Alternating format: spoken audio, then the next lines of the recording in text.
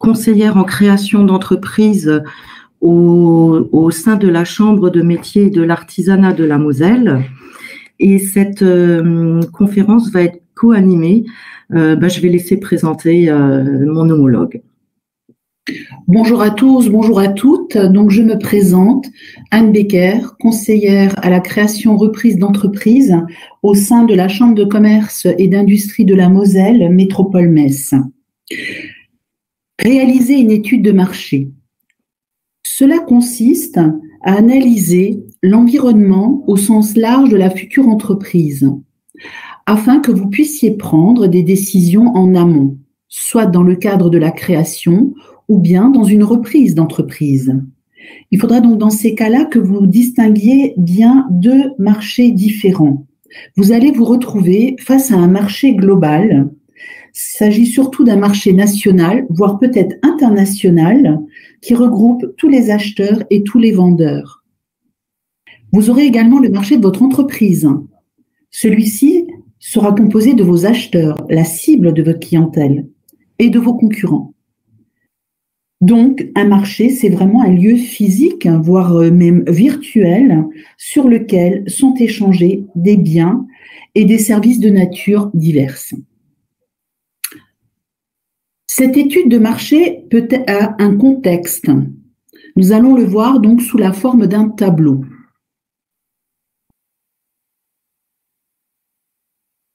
L'entreprise, c'est vous, vous êtes au cœur de cette activité. Vous allez avoir des clients, soit vous allez vendre en direct, ou bien il va falloir que vous passiez par des partenaires. Dans ces cas-là, il s'agira de distributeurs. Vous avez des clients, en face, il vous faut bien sûr de la marchandise pour leur vendre quelque chose. Ces fournisseurs auprès desquels vous allez acheter cette marchandise, mettez-les en concurrence. Regardez les conditions de prix qu'ils vous font, parce que cela impactera forcément le prix que vous mettrez le prix de vente que vous mettrez auprès de vos clients. Regardez également les conditions de livraison. Vous allez vous retrouver face à des concurrents directs. C'est qui ces concurrents directs? Ce sont des structures telles que la vôtre qui réalisent les mêmes activités que vous, le même code APE que vous. Je vais prendre un exemple. On est dans de la restauration traditionnelle, vous faites des plats de midi, vous regardez autour de vous les concurrents qui font la même chose que vous. Vous avez des indirects également. Vous me direz indirects, donc ce ne sont pas des concurrents. Si. Ils n'ont pas forcément la même activité que vous, mais par contre, ils touchent la même cible de clientèle que vous. Je reprends par exemple ma restauration traditionnelle. Ce seront par exemple le boucher, il va faire des plats emportés à midi, le boulanger, ça pourrait être également la pizzeria, les kebabs, j'en passe des bonnes et des meilleures. Donc là, ce sont vos indirects. Ceux-là, il faut également que vous les répertoriez. Dans tout ça, vous avez un environnement qu'il va falloir prendre en considération. Au niveau technologique, faites attention, faites un peu de veille. Alors, la veille, c'est vraiment regarder les évolutions technologiques dans vos domaines d'activité. Petit exemple, Kodak. Autrefois, ils étaient réputés pour faire des photos argentiques. Aujourd'hui, ils ont été complètement dépassés. Qui ne fait pas des photos avec son téléphone portable? Donc, le numérique a pris le pas sur les photos argentiques. L'environnement a évolué. Il faut prendre et savoir prendre le virage, chose que Kodak n'a pas pu prendre. Économique et social, cela a forcément un impact pour vous et votre clientèle. Au niveau culturel, c'est là aussi, faites attention, repérez bien de qui il s'agit, qui sera votre cible. Démographique, institutionnel, la réglementation aura par exemple un impact sur la création de votre entreprise.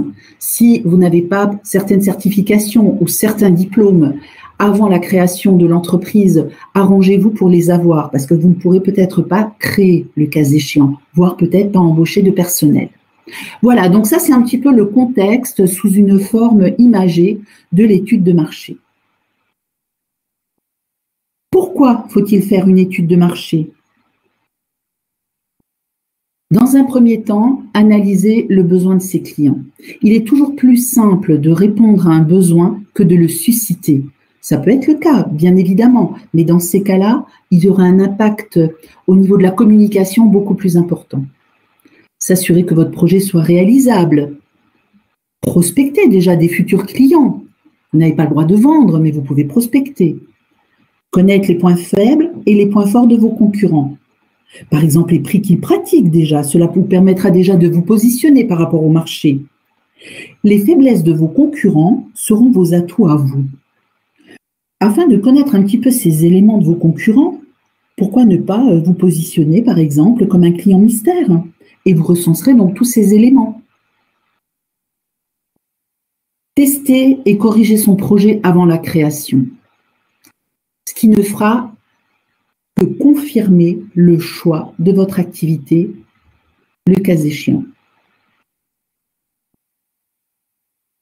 Étudier l'environnement du projet.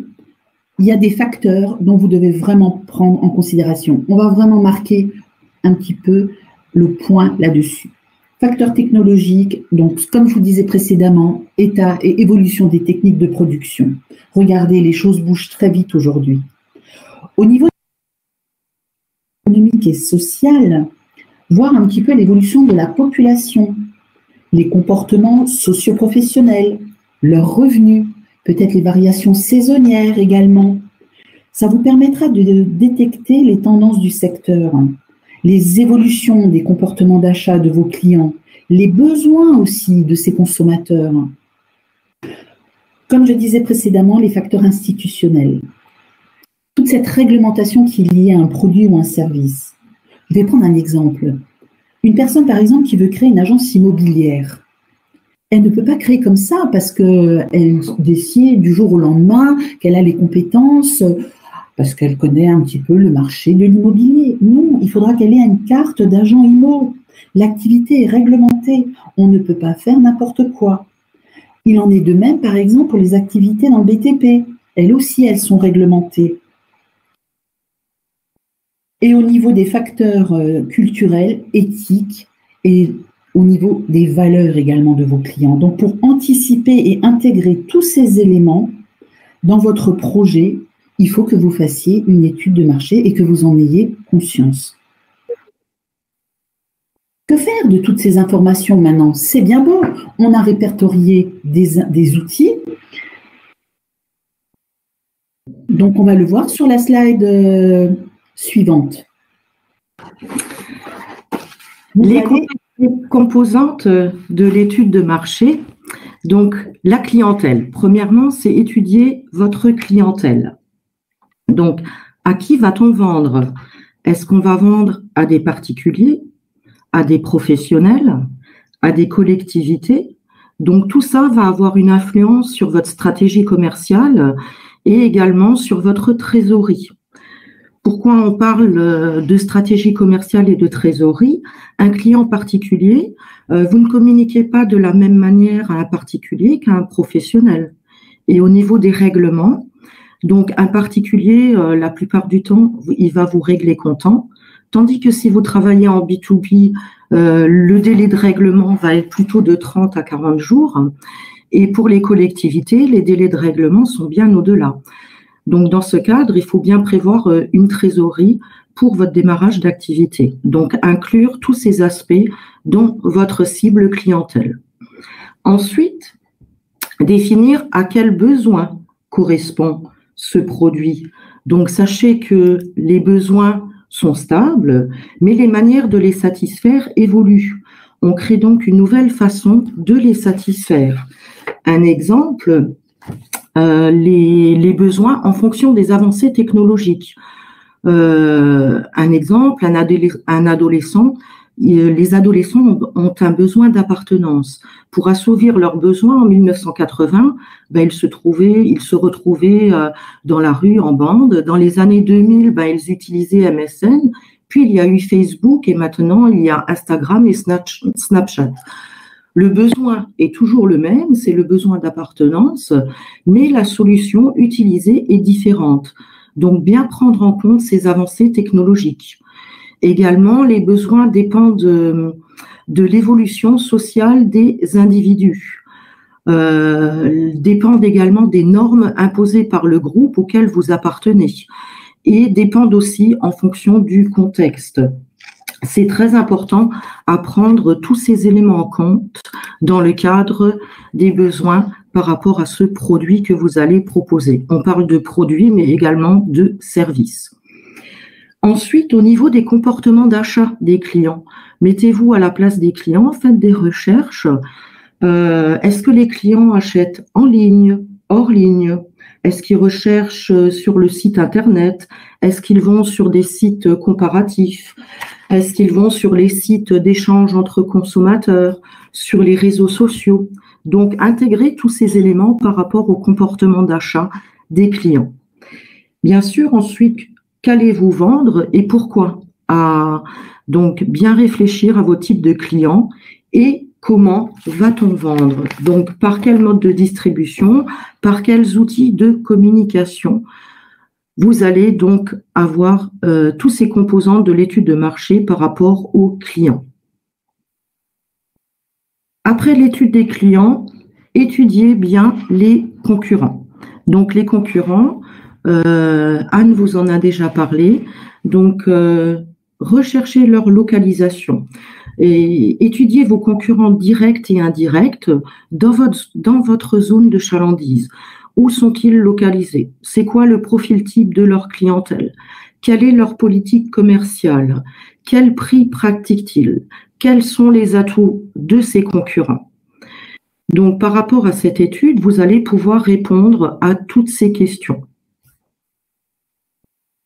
Après les clients, les concurrents, l'étude des fournisseurs.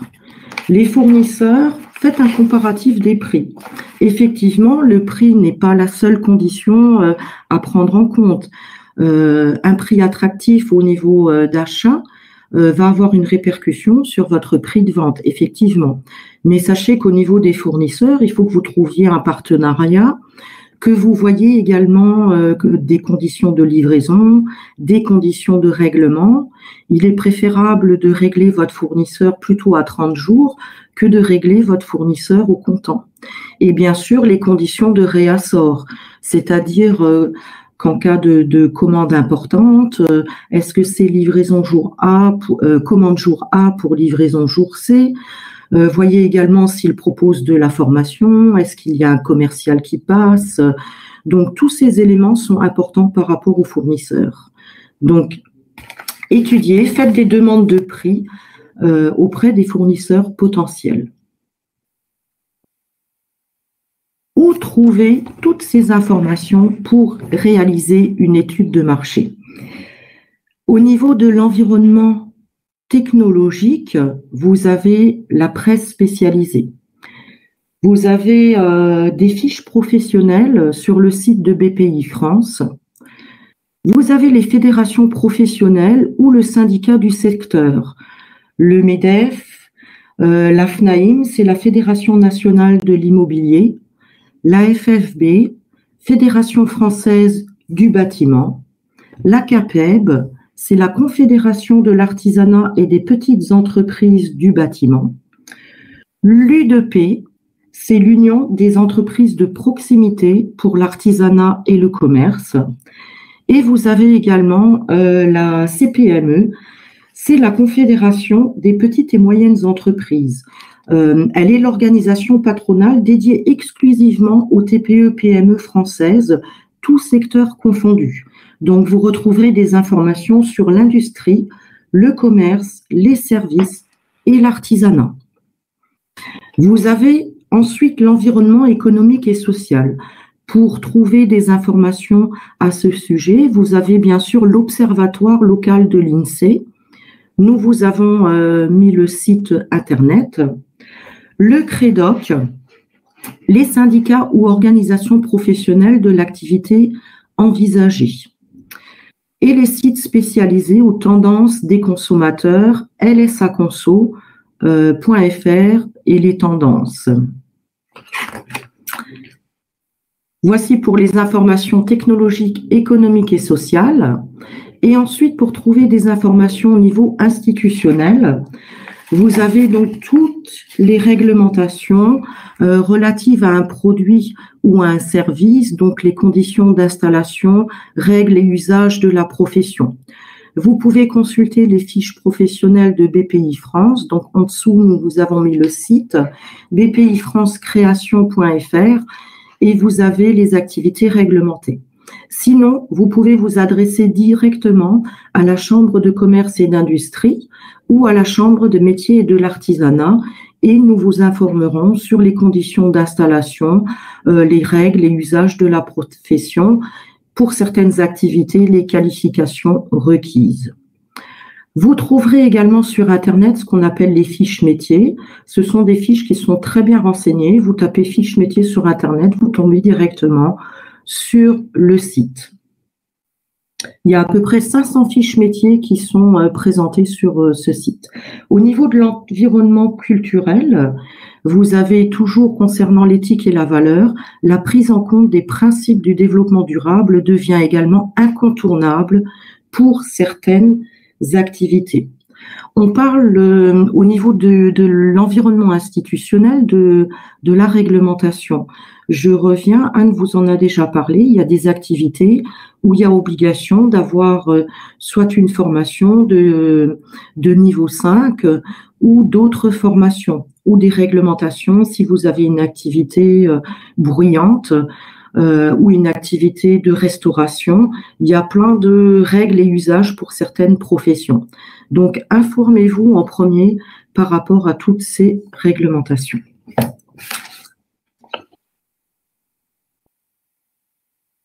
Encore des sites où vous trouverez de l'information. Les centres de gestion agréés diffusent des ratios de nombreuses activités. Vous trouvez donc ces informations, ce qu'on appelle les FCGA. Donc, vous avez des ratios, des chiffres d'affaires, la valeur ajoutée, le BE, le chiffre d'affaires moyen par personne dans cette activité. On retrouve ces chiffres au niveau national et vous trouvez également ces chiffres au niveau régional. Vous avez également tous les instituts de sondage, l'Ipsos, l'IFOP, le CSA, TNS Sofres, Médiamétrie. Et bien sûr, la presse professionnelle comme leséchos.fr ou Start leséchos.fr. Au niveau de statistiques officielles, vous avez le site de l'INSEE où vous avez toutes les données d'INSEE qui sont disponibles. Vous avez également un site Alice 2 pour les données d'entreprise. Après, sachez qu'il y a des salons professionnels, donc vous pouvez vous renseigner par rapport à ces salons sur bpifrancecreation.fr qui en recense quelques-uns, mais vous pouvez trouver également ces informations sur Internet et d'autres sites. Et bien sûr, évidemment, tous les cabinets d'études.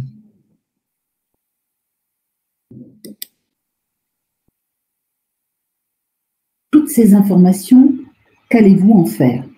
Je voudrais qu'on rentre un petit peu plus dans le détail.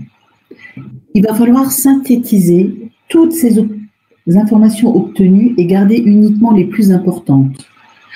Prenez ce qui vous touche directement par rapport à vos activités. Les points faibles ou les menaces du marché par rapport à votre projet, si vous êtes sur l'international, la concurrence et la réglementation, il va falloir que vous trouviez des solutions par rapport à ça.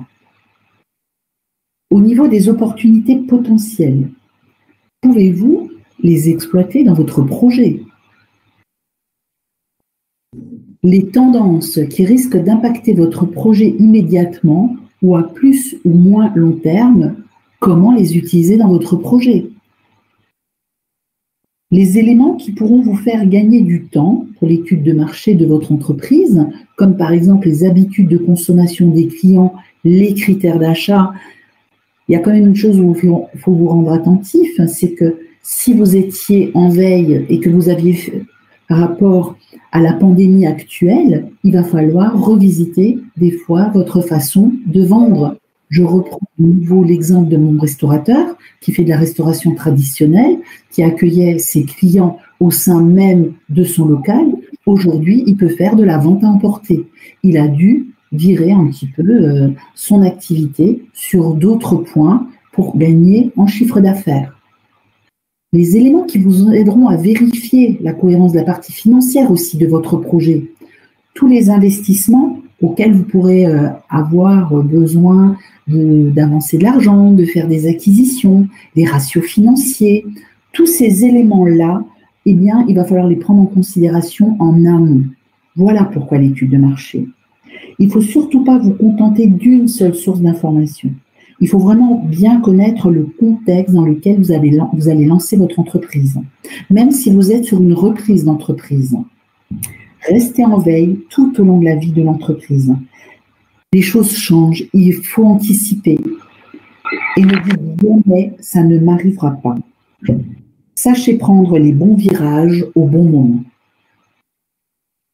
Je vous remercie pour votre écoute et je laisse de nouveau la parole à mon homologue Véronique Henry. Merci de votre participation. On va prendre un temps d'échange avec les questions posées dans le chat.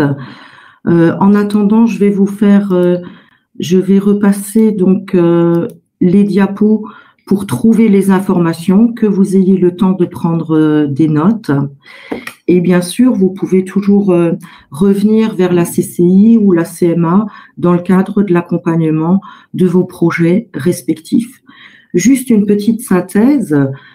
Réaliser son étude de marché, c'est étudier son environnement dans la globalité. Ensuite, définir sa clientèle, définir ses fournisseurs, définir ses concurrents. Ces éléments vont vous permettre donc de rédiger votre stratégie commerciale, c'est-à-dire qu'est-ce que je fais, à quel prix, comment je me fais connaître et par quel biais je vais trouver des clients. Donc, très important, cette étude de marché au démarrage.